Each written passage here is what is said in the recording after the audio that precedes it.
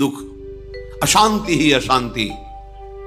उस समय आप देखिएगा, भारी से भारी संकट की निवृत्ति के लिए एकमात्र उपाय है। यदि आप भजन नहीं करते तो आप दिमाग में लिख लीजिए, चाहे अपनी नित्य डायरी में लिख लीजिए। आप एक बात पर विश्वास कर लीजिए कि आपको कोई भी सुखी नहीं कर सकता।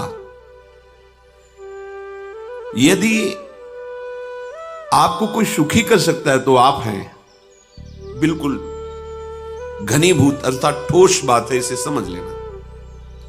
यदि आप अपने विचार के द्वारा, विवेक के द्वारा अधर्माचरणों का त्याग करके धर्म पूर्वक जीवन व्यतीत करते हुए भगवान नाम जप करते हैं, तो पूर्व पाप कर्म के अनुसार जब देह रचा गया तो उसमें जो प्रारब्ध दुख सुख का है वो तो आएगा, पर आपको परास्त नहीं कर पाएगा।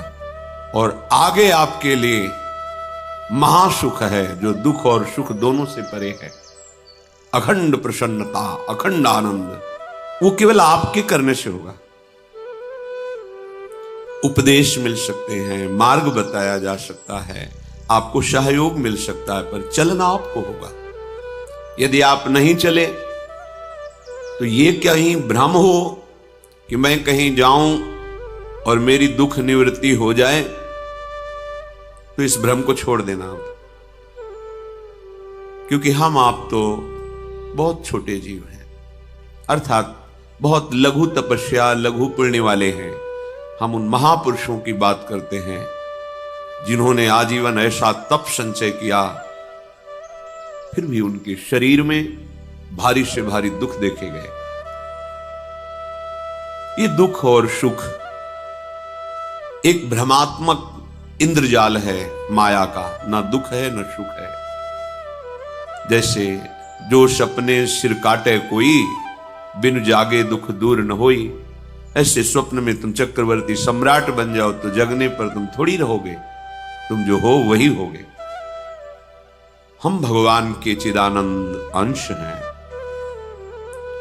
ये भूलकर हम अपने को स्त्री पुरुष, अच्छा बुरा, धनी निर्धन, दुखी सुखी आदि आदि बहुत सा प्रपंच है, इसे हम अपने दिमाग में बैठा लिया है। जब तक आप ये प्रपंच नहीं छोड़ोगे तब तक आपको सुखी कोई कर ही नहीं सकता, क्योंकि दुखालयम नाशवान संसार का तो तुमने अस्तित्व रखा है। अगर ये किसी के दूर करने से होता तो स्वयं जगत गुरु परब्रह्म परमात्म तत्व भगवान श्री कृष्ण सामने हैं और अर्जुन को कह रहे हैं, मात्रा स्पर्शास्तु कौन्तेय शीतोष्ण सुख दुखदा आगमा पाइनो अनित्यास्तास्तितिक्षस्व भारत। हे भारत, हे अर्जुन, ये आने जाने वाले अनुकूलता प्रतिकूलता, गर्मी शीतलता, अर्थात काम क्रोध लोभ मोह मद मत्सर अपमान निंदा, ये सब ताप पहुंचाते हैं। अनुकूलता सम्मान यश कीर्ति धन वैभव मानी हुई मान्यता, ये सब शीतलता पहुंचाते हैं। ये उष्णता और शीतलता, अनुकूलता और प्रतिकूलता आने जाने वाले हैं। भगवान ये नहीं कह रहे मैं मिटा दूंगा, कह रहे तास तितिक्षस्व भारत। हे अर्जुन, ये तुम्हें सहना होगा। यदि तुम इससे सह गए तो तुम्हारे हृदय में ऐसी स्थिति प्रकट हो जाएगी कि फिर ये स्पर्श भी नहीं कर पाएंगे। सहने से तुम्हारी भक्ति बढ़ेगी, तुम्हारा चिंतन बढ़ेगा, तुम्हारा स्मरण बढ़ेगा। सत्य वस्तु के लिए, सत्य तत्व के लिए तुम सुखी हो जाओगे। बिल्कुल खुली बात। आडंबर नाटक पाखंड इसकी जरूरत नहीं। प्राकृतिक भोगों में सुख बुद्धि, देहाभिमान, विद्या रूप महत्व कुल धन यौवन अभिमान, यही तुम्हारे दुख का मूल है और ये कोई दूसरा नहीं हटा सकता। ये तुम्हें अपने विवेक सत्संग से प्राप्त हुए विवेक के द्वारा, शास्त्र स्वाध्याय से प्राप्त हुए विवेक के द्वारा इसे तुम्हें त्यागना है। दुख तुम पकड़े हो तो छुड़ा कौन सकता है? छुड़ाना तो आपको ही पड़ेगा। अगर कोई वादा करता है कि मैं आपको दुख रहित कर दूंगा, मुझे आज तक समझ में नहीं आया।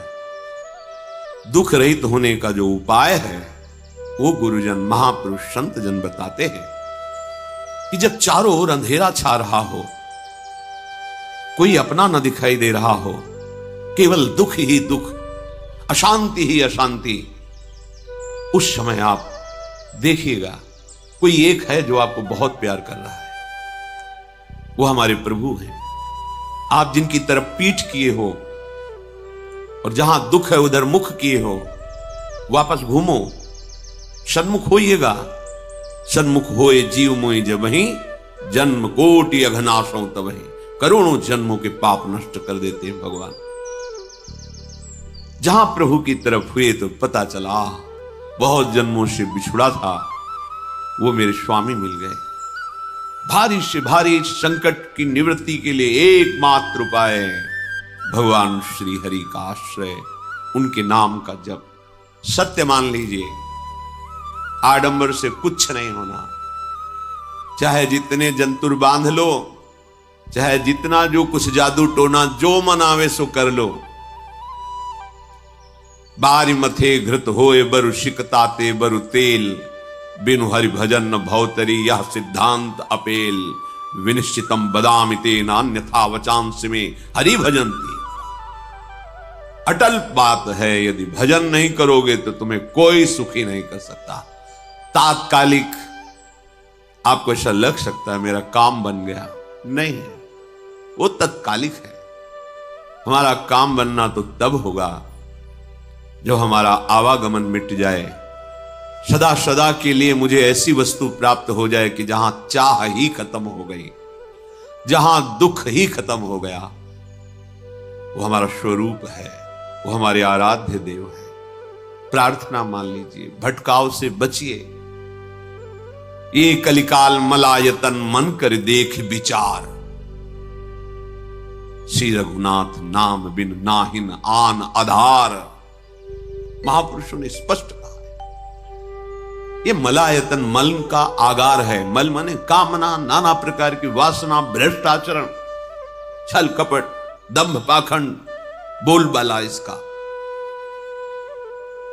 एकमात्र श्री भगवान का नाम आधार है। जो चाहत है नित्य सुख अरु मन को विश्राम, हित ध्रुव हित सो भजत रो पल पल, श्यामा श्याम श्यामा श्याम श्यामा श्याम। यदि सच्चिदानंद शाश्वत सुख चाहते हो, जहां से कभी हटना ना पड़े, केवल सुख ही सुख है, आनंद ही आनंद है, और मन का विश्राम चाहते हो कि भाग दौड़ मन की मिट जाए, तो बस प्रेम से बोलते रहो श्यामा श्याम श्यामा श्याम, राधे श्याम, राधा राधा राधा वल्लभ। ये बड़ी शोध करके महापुरुषों ने बात कही है।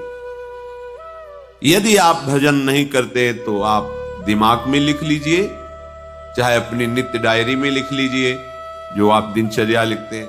आपको कहीं भी कभी भी कोई भी सुखी नहीं कर सकता। गांठ बांध लीजिए, भटकने की जरूरत नहीं है। और यदि नाम जप करने लगे, धर्माचरण करने लगे, तो तुम आशीर्वाद देने वाले बन जाओगे। सातरति सातरति सा लोकांतारयति। ध्यान दीजिए, वो तर जाता है, वह तर जाता है, वो लोकों को तार देता है।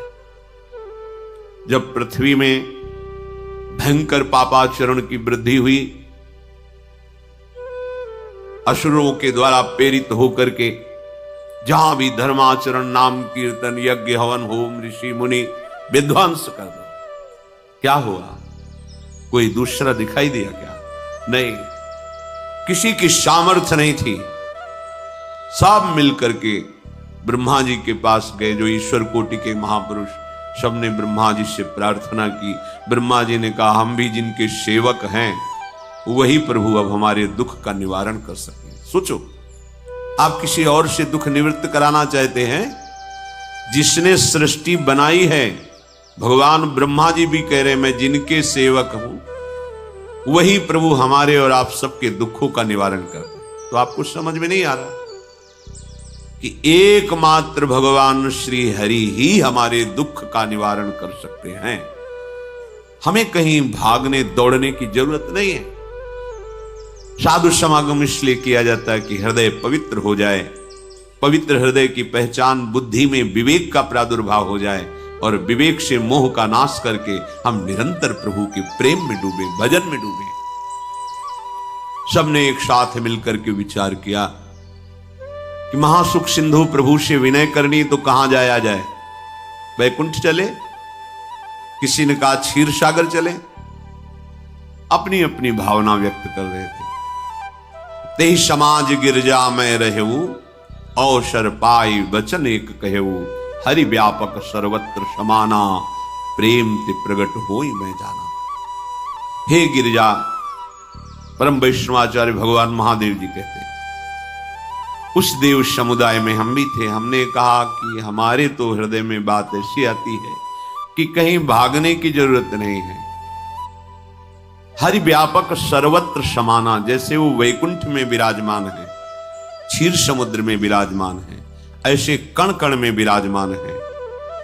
बस तुम प्रेम से पुकारो, जहां पुकारोगे वहीं प्रभु प्रकट हो जाएंगे। नाम बाणी जहां श्याम श्यामा तहां, नाम बाणी निकट श्याम श्यामा प्रगट। सिद्ध सिद्धांत है, भटकने की जरूरत नहीं। जहां हो वहीं से प्रिया प्रीतम का नाम पुकारो, नाम कीर्तन करो, उनकी लीलाओं का गायन करो, सबको सुख देने की भावना करो। देखो तुम्हारी दृष्टि बदलती चली जाएगी, भगवत साक्षात्कार करने की योग्यता आने लगेगी। ऐसा ही हुआ। सबने मिलकर के श्री भगवान को विनय पूर्वक आर्त भाव से पुकारा। आकाशवाणी हुई, निर्भय हो जाओ, निश्चिंत हो जाओ, मैं स्वयं अपने अंशों के सहित अवतार लेकर इस भूमि का भार हरण करूंगा। तुम सब बड़े बड़े जो देवता हो, जाओ हमारी लीला में सुख लेने के लिए सब ऋक्ष वानर आदि का रूप धारण करो।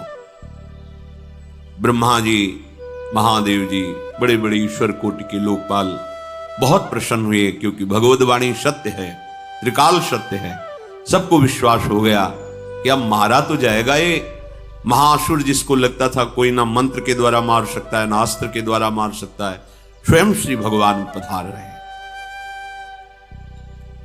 भगवान ने जो निरंतर भजन प्राण रहते हैं, कश्यप जी, अदिति जी, वो भगवान के वात्सल्य में भरे थे।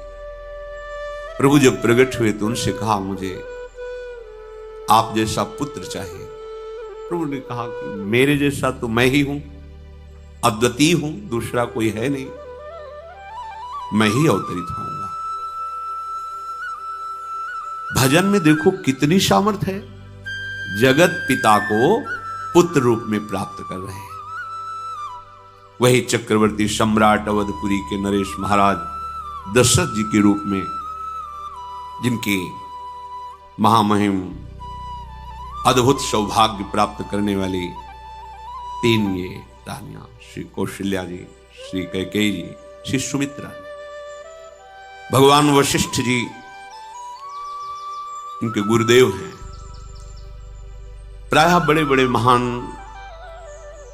जो राज्य पालक रहे, उनके ऊपर, राजा के ऊपर महाराजा विराजमान रहे। ऊपर से स्वर्गलोक आदि लोकों से भी ये शिक्षा मिली। देवराजेंद्र तो भगवान बृहस्पति, दैत्यराज बलि तो भगवान शुक्राचार्य, जनक जी तो सदानंद जी महाराज, दशरथ जी तो वशिष्ठ जी महाराज। ऐसा था, क्योंकि जहां हमारा विवेक काम नहीं करता, वहां ये ब्रह्मबोध संपन्न महापुरुष तत्काल हमको संभालते हैं। महाराज दशरथ जी के हृदय में प्रबल लालसा हुई कि अब अवस्था व्यतीत होती जा रही है, पर जो गृहस्थ धर्म का परम लाभ है वो तो हुआ ही नहीं। वशिष्ठ जी के चरणों में प्रणाम करके कहा, भगवान एक ही बात की असंतुष्टता है, हमारे कोई पुत्र नहीं। वशिष्ठ जी ध्यानस्थ हुए, ध्यान में देखा और उनका, तुम्हारा जैसा सौभाग्य अन्य का किसी का नहीं हो सकता। तुम्हारे यहां स्वयं सच्चिदानंद भगवान श्री हरि अपने अंशों के साथ अवतरित हो रहे। श्रृंगी ऋषि को बुलाया गया, पुत्रेष्टि यज्ञ करी, उसमें साक्षात भगवान अग्निदेव प्रकट होकर के खीर दिया और कहा अपनी रानियों को पवा दीजिए। वशिष्ठ जी की आज्ञा के अनुसार उस खीर को 2 भाग में किया। प्रथम भाग श्री कौशल्या जी को दिया, जो दूसरा भाग था उसके 2 भाग किए, उसका 1 भाग कैकेयी जी को दिया। अब जो 1 भाग बचा उसके 2 भाग किए और वशिष्ठ जी की आज्ञा के अनुसार 1 माता कौशल्या जी को, 1 कैकेयी जी को दिया। उन्होंने अपने हाथ से सुमित्रा जी को दिया। तो सुमित्रा जी के गर्भ से लक्ष्मण और शत्रुघ्न, कौशल्या जी ने जो भाग दिया उससे लक्ष्मण जी प्रकट हुए, जो रामचरण अनुरागी, अद्भुत अद्भुत हरि प्रेमी। शत्रुघ्न जी भरत चरणों का आश्रय लिए हुए राम जी का सेवन करते। बड़ा रहस्य है, कितनी मर्यादा है गुरु की आज्ञा से। जहां जैसा विधान होना चाहिए वैसा, तो उस बड़ा मंगल शुरू।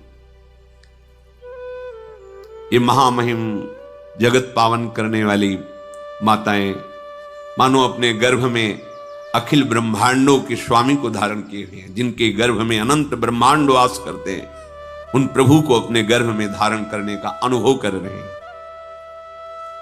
महाराज दशरथ बहुत प्रसन्न है। ये जीवन का परम लाभ है।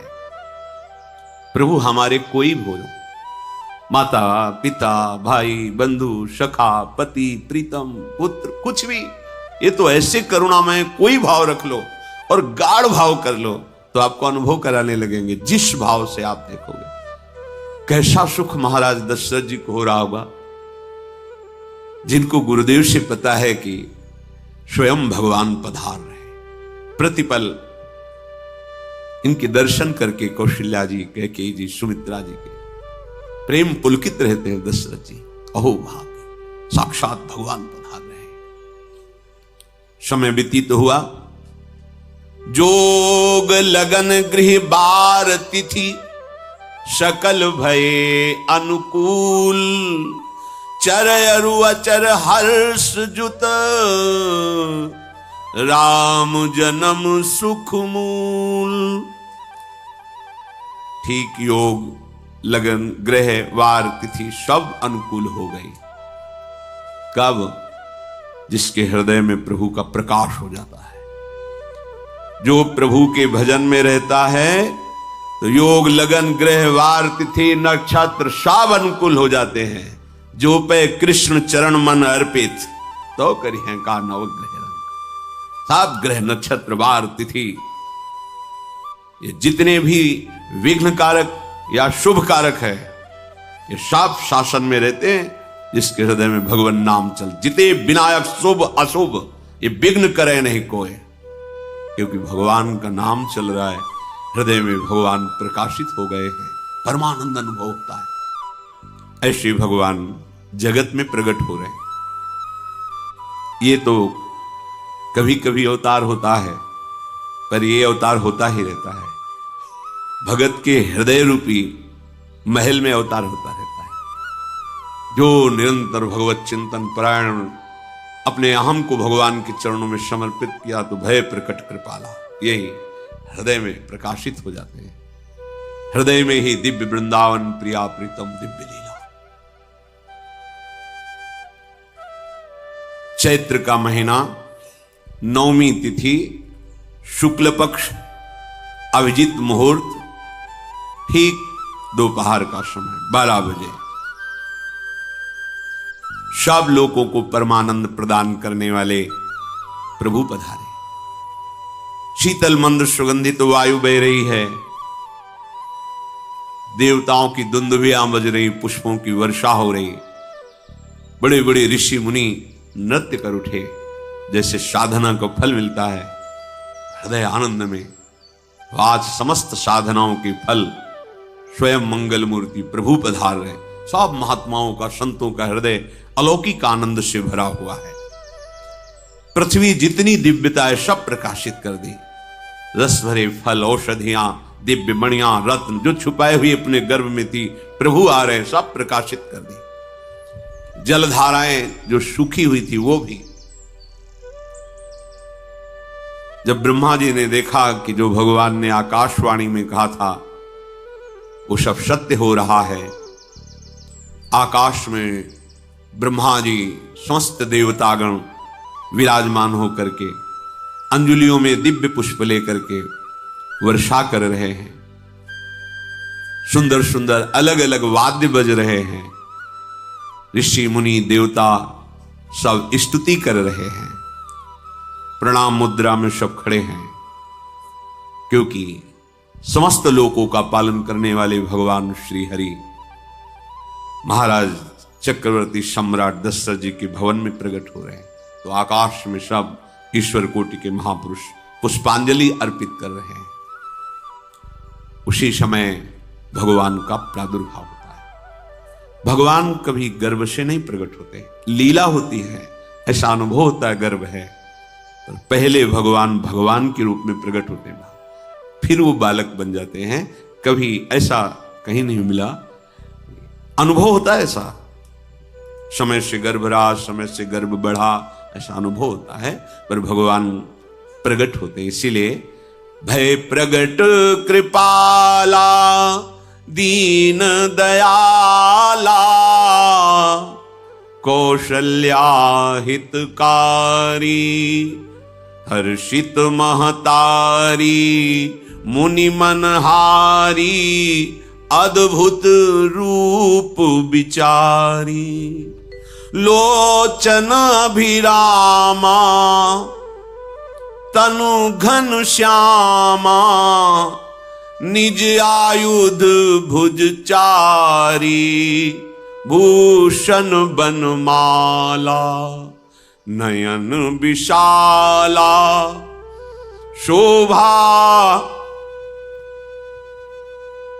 सिंधु खरारी कह दुई कर जोरी अस्तुति तोरी केहि विधि करो अनंता माया गुण ज्ञाना तीत अमाना वेद पुराण भनंता करुणा सुख सागर सब गुण आगर जेहि गावहि श्रुति संता सो मम हित लागी जन अनुरागी भयउ प्रगट श्रीकंता ब्रह्मांड निकाया निर्मित माया रोम रोम प्रतिवेद कहे मम उर्षो बाशी यह उपहासी सुनत धीर मति थिर न रहे उपजा जब ज्ञाना प्रभु मुस्काना चरित बहुत विधि कीनी चहे कही कथा सुहाई मातु बुझाई जेहि प्रकार सुत प्रेम लहे दीनों पर दया करने वाले। बात समझिए, बहुत तपस्या है, बहुत गुण है, बहुत बड़े साधक हो, बहुत बात अभी नहीं बनी। दीनों पर दया कर।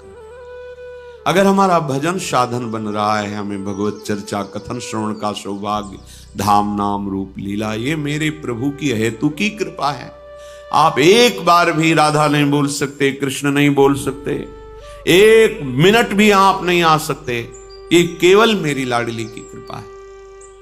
हृदय में किंचन मात्र गर्व नहीं, अभिमान नहीं, वो हमारे भगवान को बहुत प्यारा होता है, प्रियालाल को बहुत लाडला होता है। हमें प्रभु के अगर चरणारविंद के अनुराग में डूबना है तो विवेक से देखो है क्या पास हमारे। अगर कुछ भी दिया हुआ है भौतिक आध्यात्मिक, वो सब मेरे प्रभु का दिया हुआ है, तो गर्व किस बात का, अहंकार किस बात, तो दैन्यता आ जाएगी। अज्ञान से ये अहंकार बढ़ता है, ज्ञान से इसका समन हो जाता है। चाहे भौतिक हो, चाहे आध्यात्मिक हो। मेरे को सब कुछ मेरे प्रभु ने तो दिया। ध्यान देकर देखो तुम्हारी उपज क्या है, तुम भी तो उन्हीं के अंश हो। न तुमने शरीर बनाया, न संसार बनाया, तो फिर अध्यात्म तो भौतिक अध्यात्म सब कुछ मेरे प्रभु का दिया हुआ है, सब कुछ प्रभु में है। तो फिर अहंकार किस बात का? दैन्य हो जाओ। यंत्र कहे कि मैं दक्षिण की तरफ चलूंगा और यंत्री तुम्हें उत्तर की तरफ चलावे तो एक कदम चल नहीं सकता यंत्र। ठीक ऐसे ही तुम हो। पर यह ज्ञान ना होने के कारण अहम वृत्ति को स्वीकार करके मनमानी आचरणों में उतर गए। अब तुम्हारा यंत्री माया हुई। यंत्रारूढ़ानि मम माया। और यदि भगवत आज्ञा का पालन करते हुए भजन परायण, तो आप भगवान के हाथ के यंत्र बन जाओगे, महासुख में निमग्न हो जाओगे।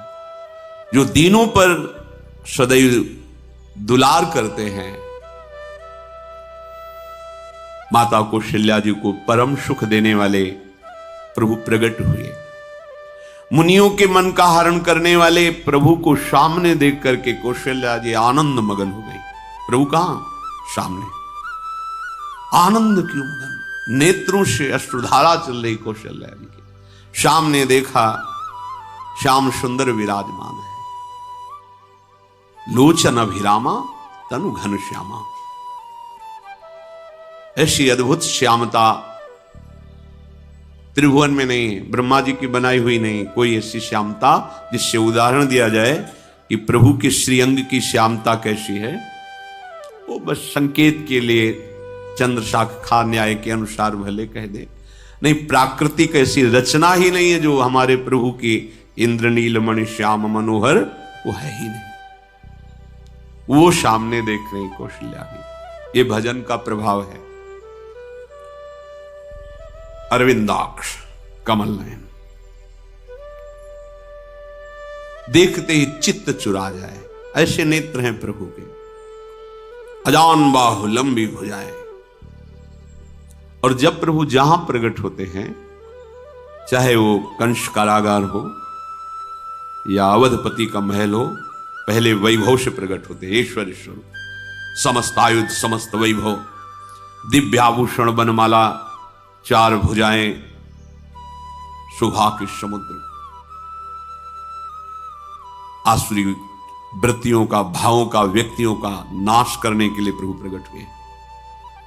इसीलिए प्रभु से भी बढ़कर प्रभु का नाम है। वो व्यक्ति का नाश नहीं करता, वो वृत्ति का नाश करके भगवत दासत्व प्रदान कर देता है।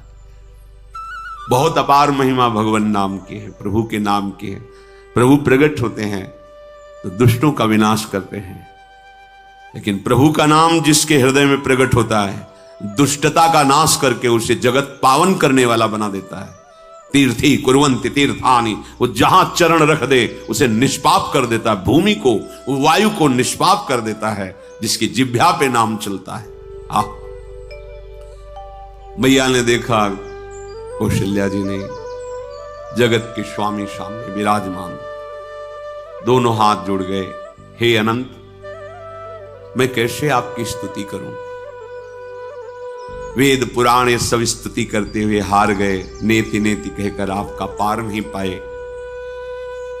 माया से, गुणों से, ज्ञान से भी आप परे हैं, असीम हैं, अनंत हैं।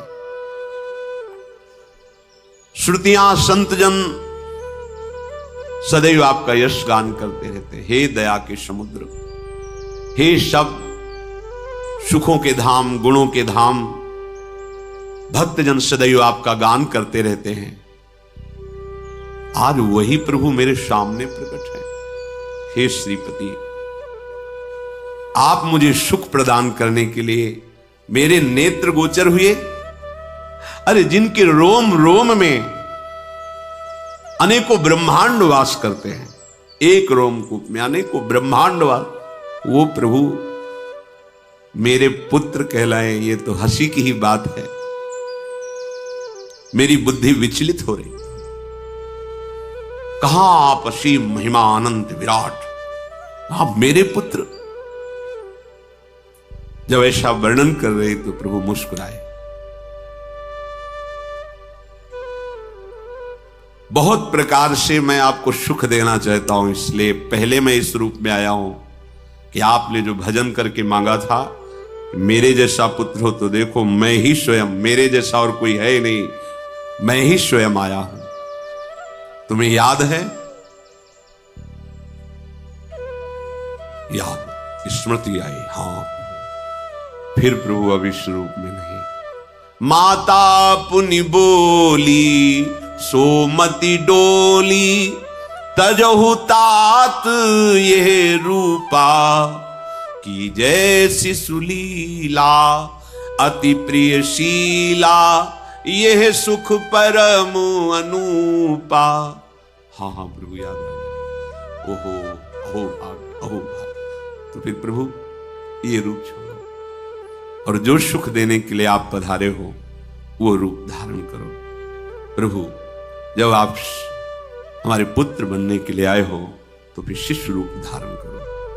जो ही माता कौशल्या जी ने ऐसे वचन उच्चारे तो सुनी बचन सुजाना, रोदन ठाना, होई बालक सुर भूपा, यह चरित जिगावहि, हरि पद पावहि, तेन परहि भवकूपा।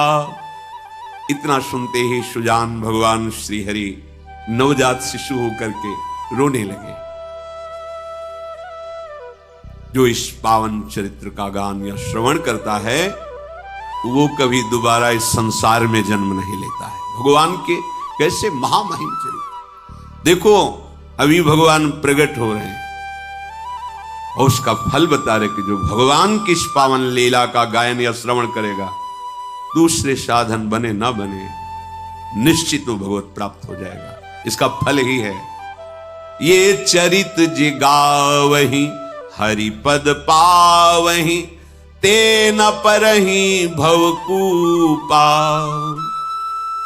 ब्रह्म ऋषियों के लिए, गौ देवता संत भक्तों के लिए स्वयं भगवान लीला सुख प्रदान करने के लिए अवतरित हुए हैं।